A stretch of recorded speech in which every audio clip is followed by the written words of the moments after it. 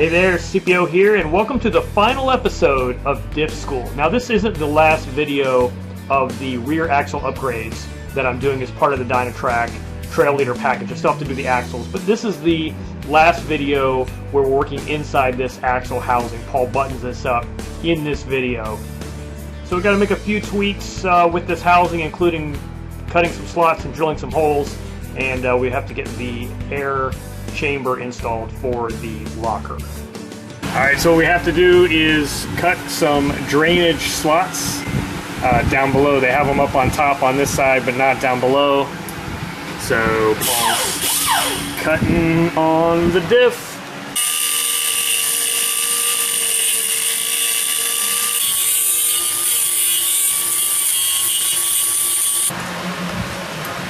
Those are our new drainage cutouts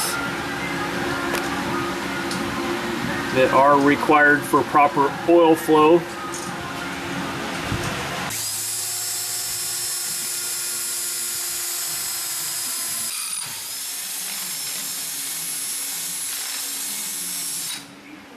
Just put a hole in a perfectly good housing.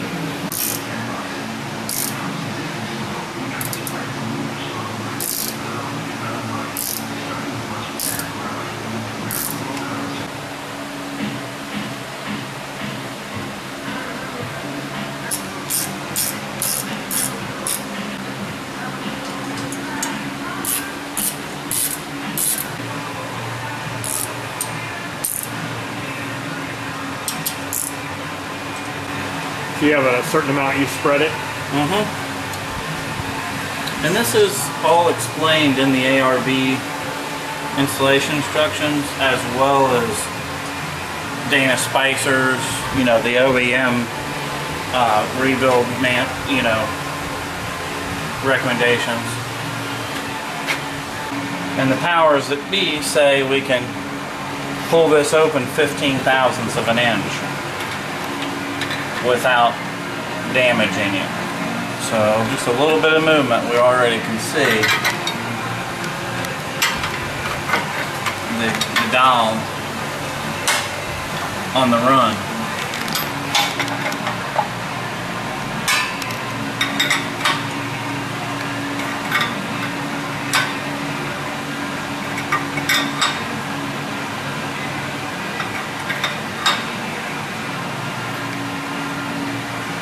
So I just kind of go back and forth and even amounts.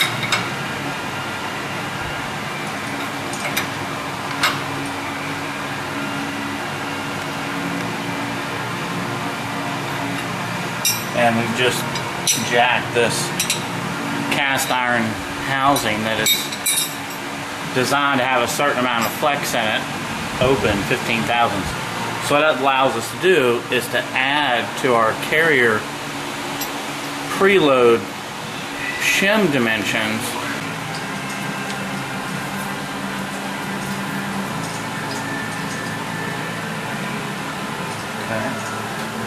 that's 2/6,000.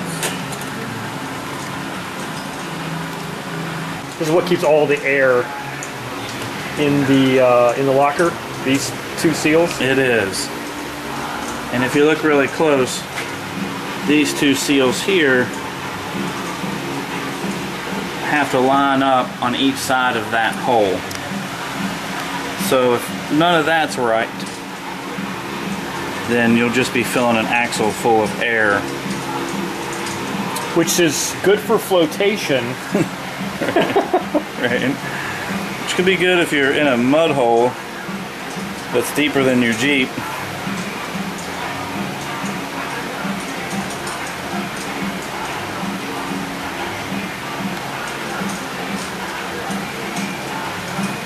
So ARB uses a proprietary square O-ring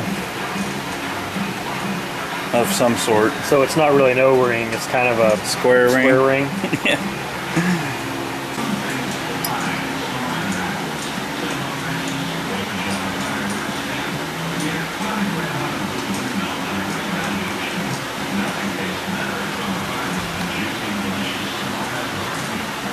just kind of, this is really tight fit, so we're definitely not trying to jam it on.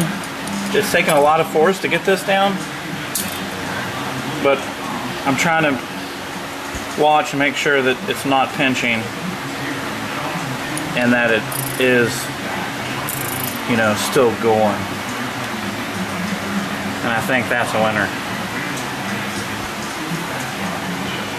There's always a million strategies on how to get this in.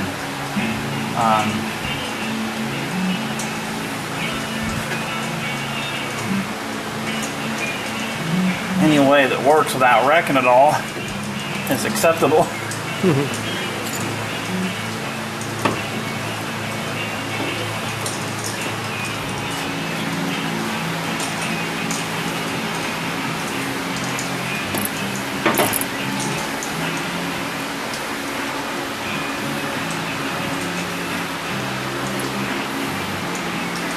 We don't want to crinkle a shim, so the carrier itself isn't the lightest.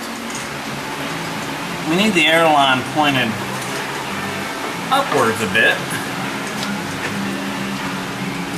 and we also need all the shims in.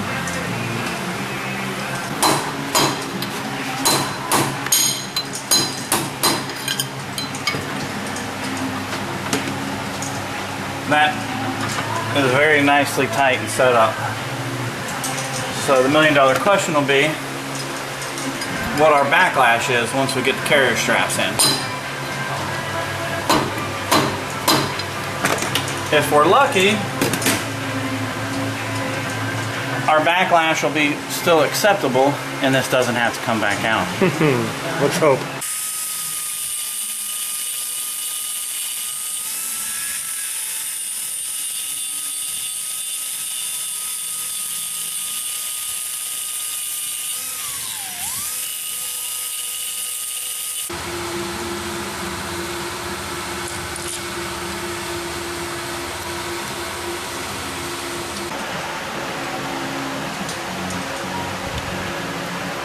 The notch for the airline.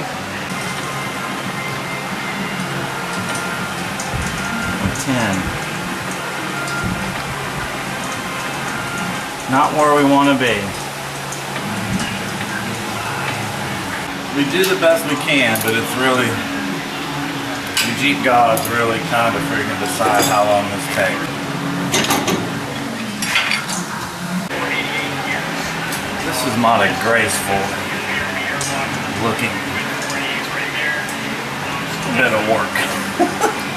Like when we do this, no one would see this video and be like, oh, that was put in perfectly. That was so cool. They just see a fight. So now I'm trying to rotate that actually. There we go. That's kind of working. So I can rotate this forward and punch it back later to get it exactly where I want it. But once this is in, I can't pull it. Okay, got it. Towards me, really. Only since I'm trying to be real careful with this airline and being picky about where I want the position of that airline pointed out to line up with the notch that we've made in our carrier strap. I'm going to try to get these in these shims in one at a time. Oh, basically you left them all out. On the passenger side, yeah. So leaving them all out made it a little easier for me to initially get it in, but it's not definitely not how I do this most of the time. It's just how we're kind of trying to get by without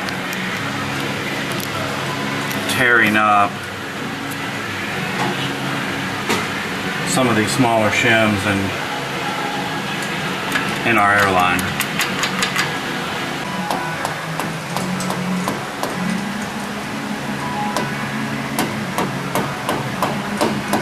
So these are just some baby taps.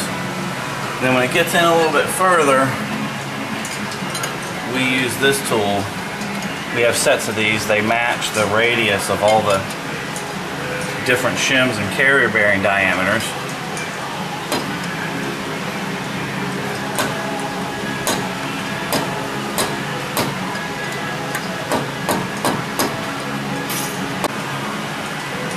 This is ideally wouldn't fall out, but I make a habit of never moving my hand away from this, just in case. It's a bad day if it does, isn't it? Yeah, I really don't see it falling out. I mean, it would really be unusual, but it's just a good habit. We know this is tight, very tight right now, despite the fact that the carrier is still spread open 15 thousandths of an inch. It still took a fair amount of tapping to get that shim in, so we do know it's tight, but it's just a bad habit, a really bad habit to start, to not have a hand on this. And as we tighten, we're always checking to make sure that there is some backlash and that we know for sure that we're not jamming our gears. Probably can't hear that in the video, but I can feel movement between the pinion teeth and the ring gear teeth. Yeah, I can hear it. It's just very subtle. So our next step, I'm going to have to run and grab another tool, but I have to position this airline exactly with our notch. So I'm going to be tapping this little ledge to push this back. I'm just going to grab a brass punch to do that instead of steel one. So I'm just kind of test fitting this to see how much I need to rock that airline back. And it's not much. We got lucky and we're really close. So I'm just gonna be grabbing this edge and giving it a tap.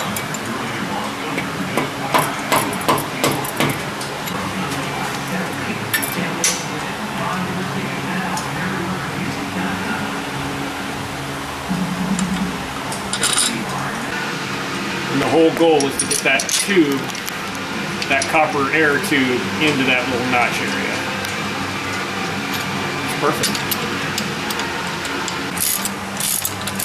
Yeah, we don't want to play the game of make another notch, make another notch, make another notch. Make one notch and then adjust the airline to fit. Right. Oh, if our notch was just a little bit wider and a little bit deeper each time, there'd be no carrier strap left. And that's a problem. Okay, so I think that's pretty good actually, but we're still just testing the fit. But the other thing we want to recognize is that we just tapped on this ARB air compressor, air cylinder, and that's what that really is it's just an air cylinder with a couple of seals. So since I just tapped on, even though we used the brass punch, we're going to go back and remove those tiny little burrs that we probably just made with the brass punch, because we want to make sure that we're getting full contact with this carrier strap on not only on that cylinder but on the carrier bearing itself. So if you look really closely, and if you could feel what I'm feeling, there is a baby burr on top of that. Oh yeah, I can feel it. So we want that gone before we do the final tightening of the carrier strap. Is that just like a little sharpening stone? Yeah, this is a wedge-shaped sharpening stone that you would buy for sharpening like serrated cutlery or something like that. They come about 5 or 6 inches long, which really is too long to fit in here. So we just buy those and break them in half. And they're pretty good for removing burrs on the inside of an axle housing once you break them in half.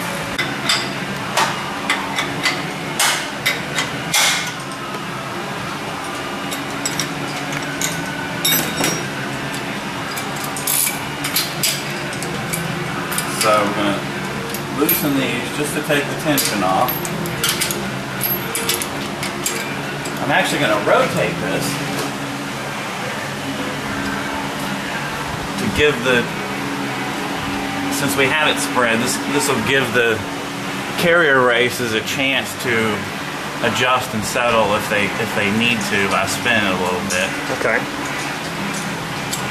Now we're going to snug these back down. So this tension is loose. So we have no... So it's not spread anymore.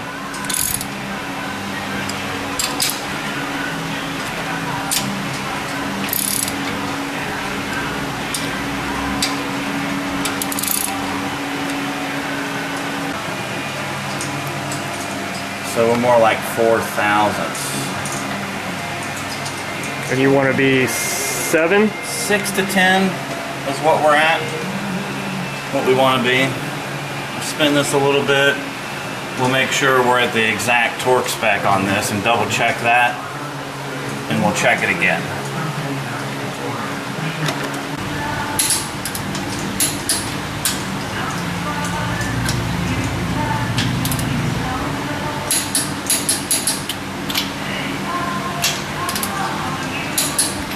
When I do other axles that don't have shims, like this one does, I quite regularly set those up to 4/1000ths. Like the Chrysler 8 1/4, the Chrysler 9 1/4, the Ford 9s, the Toyota 8 inches, and I guess probably 50 million people would do this differently too, but I've tried doing this a lot of different ways, and in the end of the day, the only way I've really found to do it is just with fingers, just real gently like.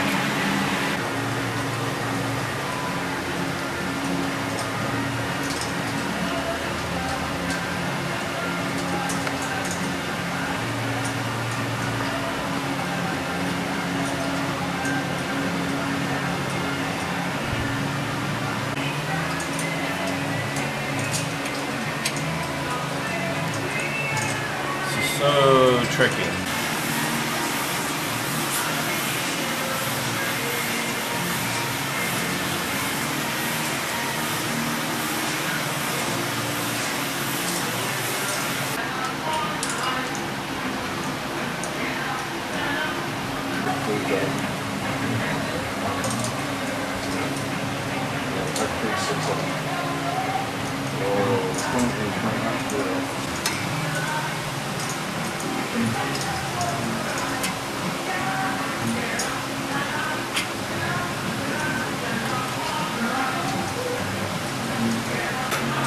So this is such a small copper line that our tubing cutter cuts, but kind of tries to close the hole here too.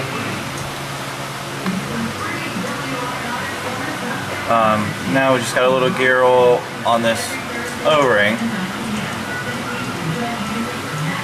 and I make sure that goes all the way down in here first. We get that started, and then I'll apply a little bit of pressure on the copper line, giving it some tension this direction while I'm tightening this, and that's going to squeeze the O-ring around the copper line. This pretty much gets buried.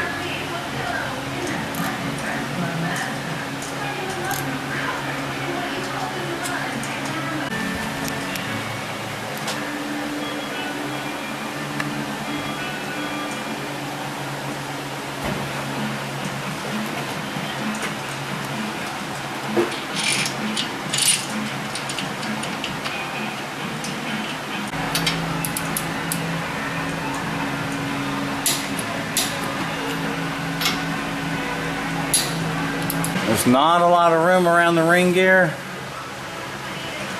I mean, to me, really the important things are we're not riding here and we've got no kinks. And we know our bulkhead fitting is really nice and tight.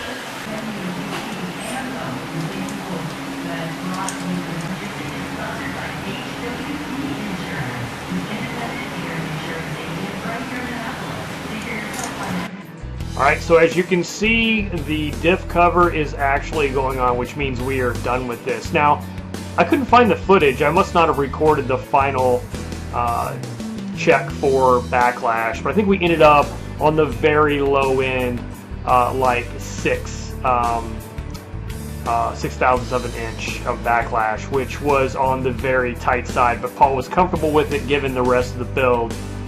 He was comfortable going to those tolerances. So again, this wraps up Diff School. I hope you enjoyed watching the meticulous installation of this rear locker and ring and pinion assembly. And next we move to finishing off this rear end by putting in some axle shafts, getting it all tidied up.